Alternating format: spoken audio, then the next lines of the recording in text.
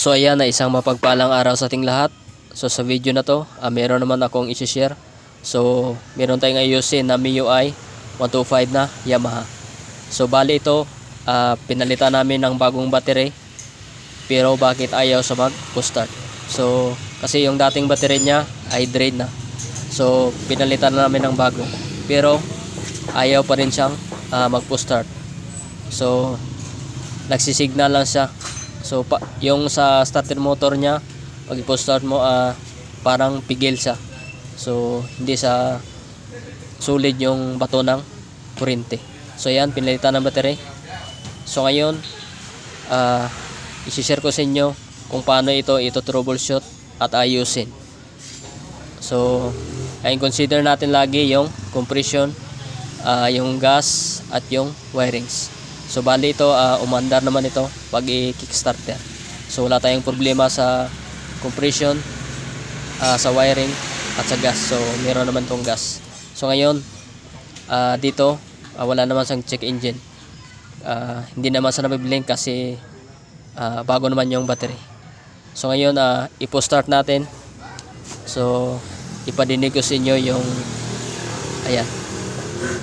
So bali yung starter motor niya, umiikot sa pero pigil sa. So hindi sa yung solid yung ikot ng starter motor. So hindi kaya mag-start. Hindi kaya paandarin itong motor. So dito yung connection niya okay naman dito. At yung sa relay. So bago naman yung battery.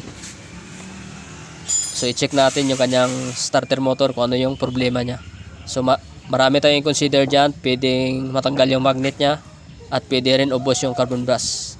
So bago natin tanggalin yan, so tanggalin muna natin itong air filter niya. Ayan, yung airbox tanggalin natin.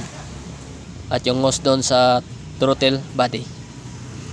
At dito rin pala sa kanyang shock, tanggalin natin yan para matanggal natin yung airbox mamaya. So tanggalin lang natin yung bolt na yan. So tinimim lang natin rin si gamitin natin. Ayan, so tanggalin yung tatlong bolt para makita natin yung starter motor mamaya, para makita natin at maayos natin ang mabuti. At ipapakita ko sa inyo kung paano sa i-check gamit yung test light. So dito wag na nating tanggalin to kasi okay naman yung kanyang sa starter relay. So yan, natanggalin muna natin yung kanyang airbox. Tara.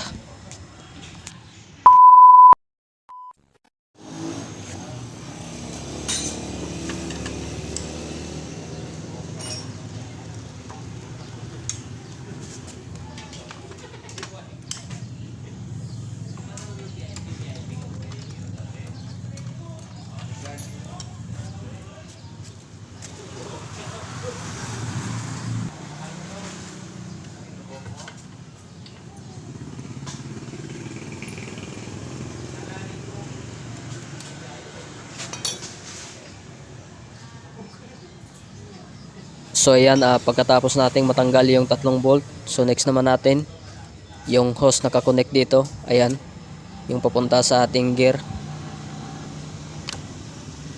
Ayan, tanggalin natin ito. At tanggalin rin natin yung nakakonect sa throttle body at yung sa breather hose natin. So luwagan lang natin ito, yung sa throttle body. At tanggalin natin ito yung sa shock para matanggal natin yung airbox. Para makita natin yung starter motor. Ayan, tanggalin natin. So ayan, natanggal na natin ang rumi niya. So ito na yung starter motor niya. Pero bago yan, bago natin tanggalin, so ipakita ko sa inyo kung paano sa i-check. I-sure natin na mayroong connection yung sa mula sa battery, yung sa starter switch natin papunta dito sa galing sa relay. Tignan natin yung kanyang output. So ito yung ating yung tester natin. So ilagay muna natin dito sa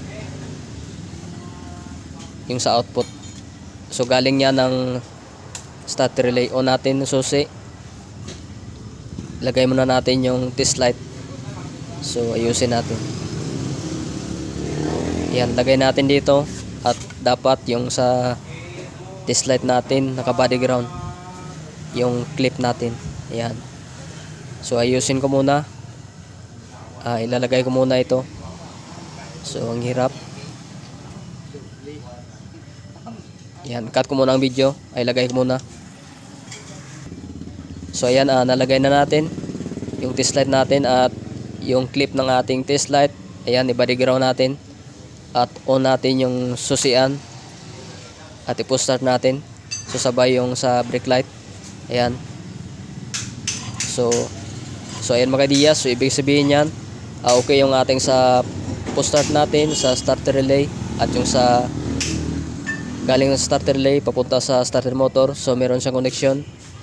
So off natin yung susi. So good dito. So ibig sabihin yan, yung sa starter motor meron siyang problema.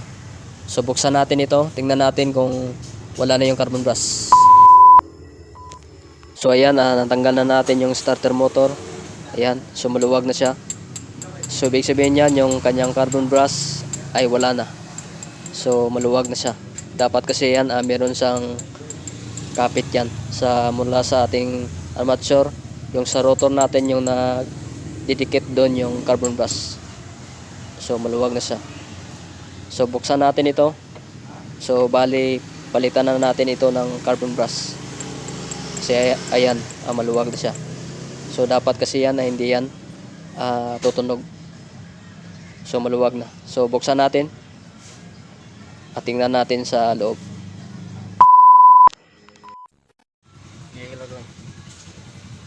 Para makita yung pagka-brave ba? Area, Abrianta. No? Paano i-start to? Berarti kayak itom. Carbon brush ay na. Grounded na. Good na. Wala nang carbon brush. Grabing carbon.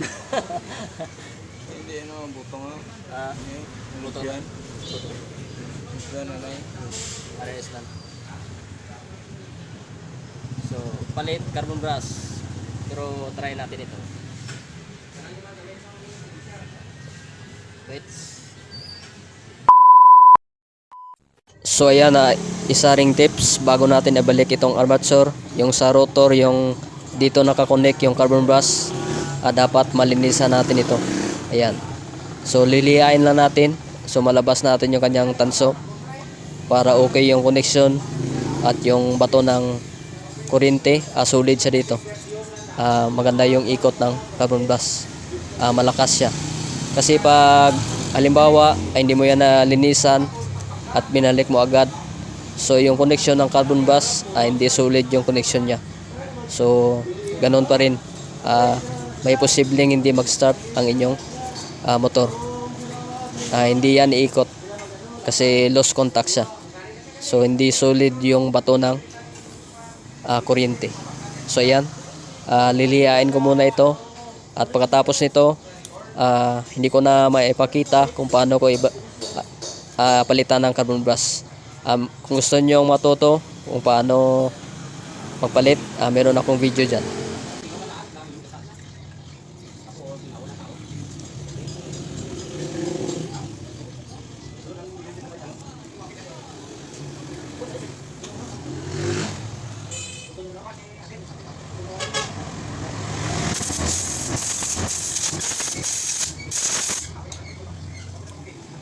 So yan, good na siya. So malinis na. So ibalik na natin ito at ititest na natin mamaya. So yan, okay yung kanyang magnet, hindi naman na tanggal. So palitan ko lang ito ng carbon brush.